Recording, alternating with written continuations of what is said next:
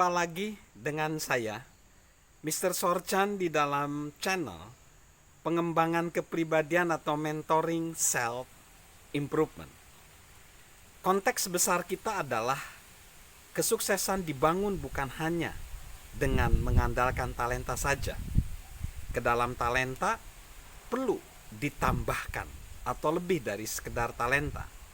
Saat ini ke dalam talenta kita tambahkan keinginan belajar. Karena keinginan belajar itu akan mengembangkan talenta.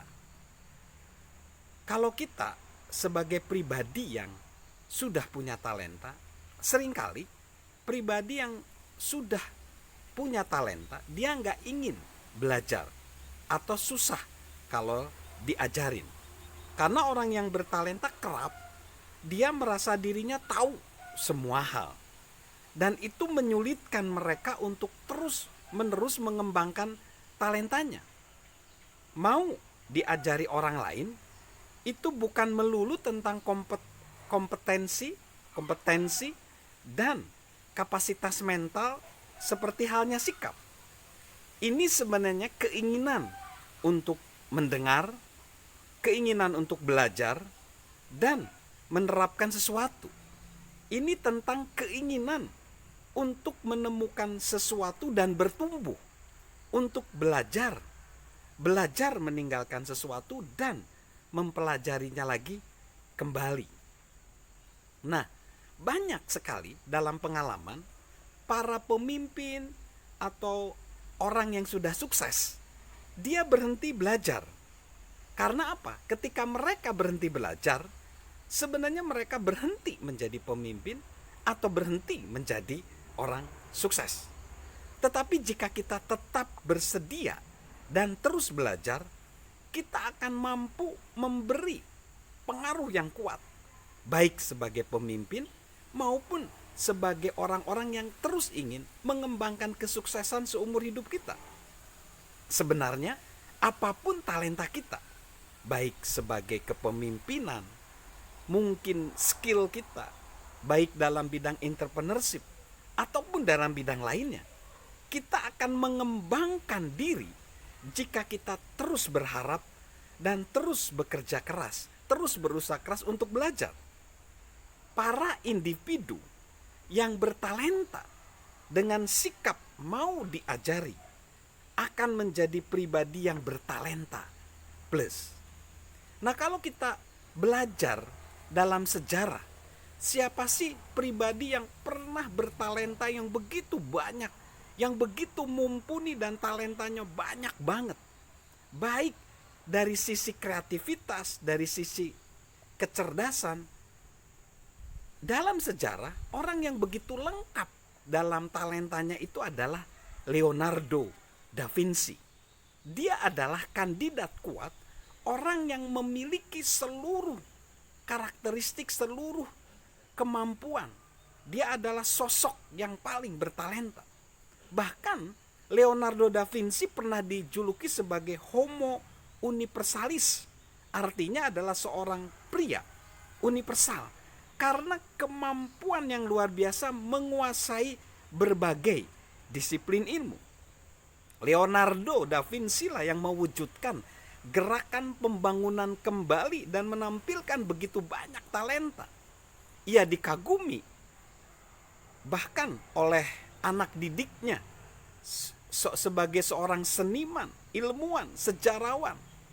Dan bahkan dia menguraikan dalam bukunya The Lives of the Artist bahwa Leonardo da Vinci itu adalah orang yang sangat jenius.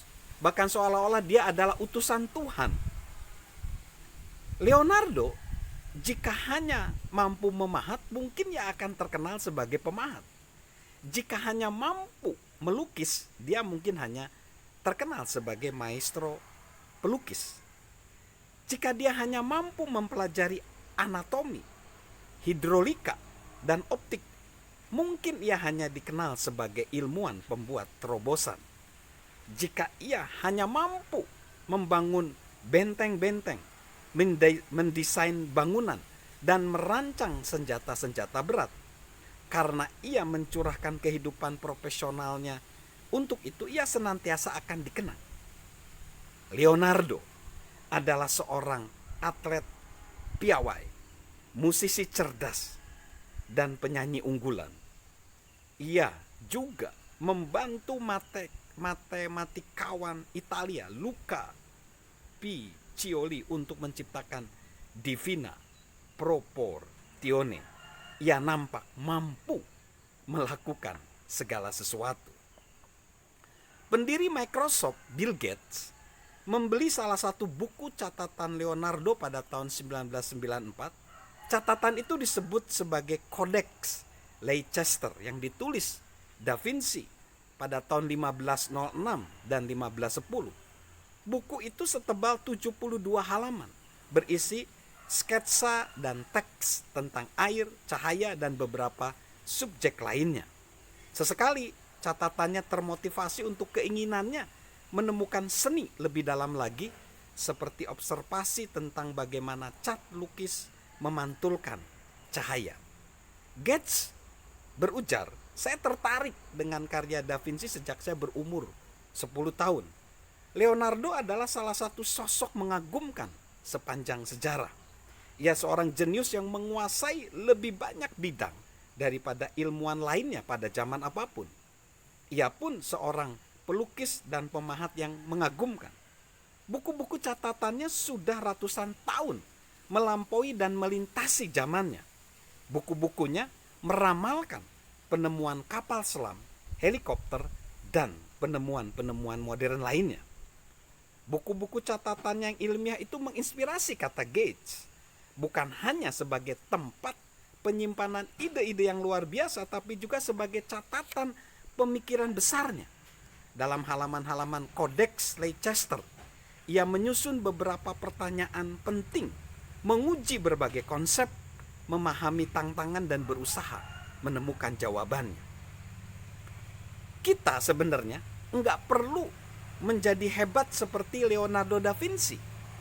Apa kunci hebatnya Leonardo da Vinci menjadi pribadi yang multi talenta? Itu dikarenakan dia mau belajar. Nah, kita juga bisa memiliki sikap mau belajar. Dan inilah beberapa fakta bagaimana kita menjadi orang yang mau belajar, ingin belajar, punya hasrat belajar. 1. Tak ada yang menarik jika kita tidak tertarik. Pakar manajemen Philip B. Crosby menulis dalam bukunya Quality is Free. Ada teori perilaku manusia yang mengatakan bahwa orang secara tidak sadar memperlambat pertumbuhan intelektualnya sendiri. Mereka mengandalkan gagasan, klise, dan kebiasaan. Begitu mereka mencapai usia yang dirasakannya nyaman di dunia ini, mereka berhenti belajar dan benak mereka tidak terasah sepanjang hidupnya.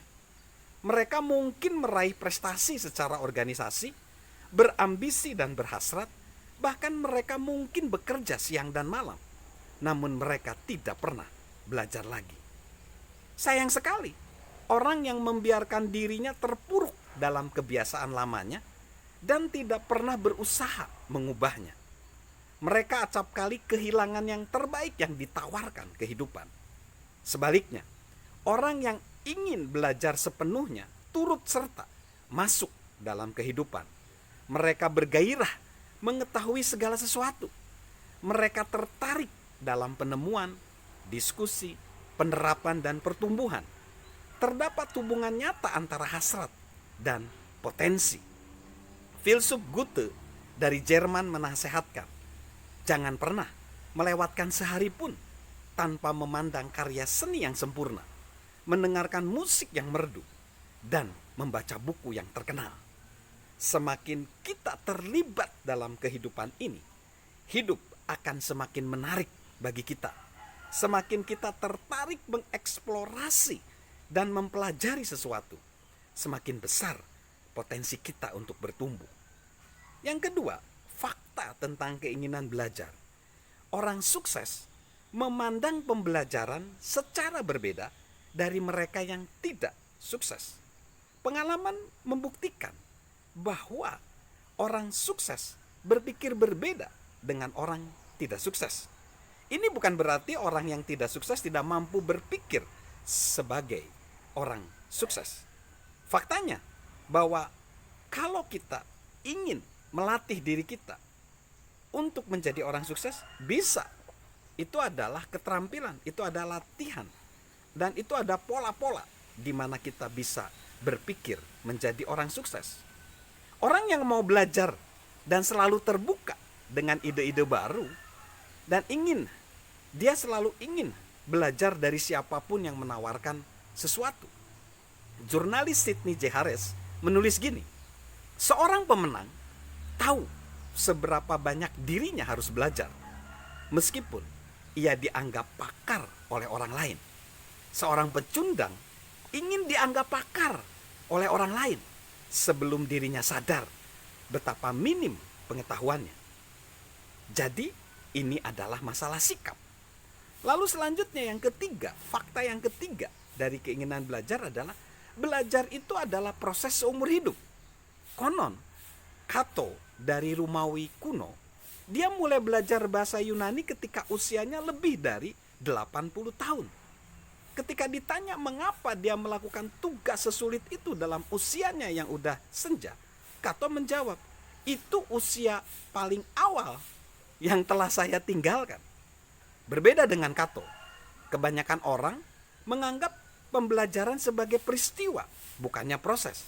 Seseorang pernah berkata bahwa hanya sepertiga orang dewasa yang membaca sebuah buku sampai habis setelah dia lulus kuliah.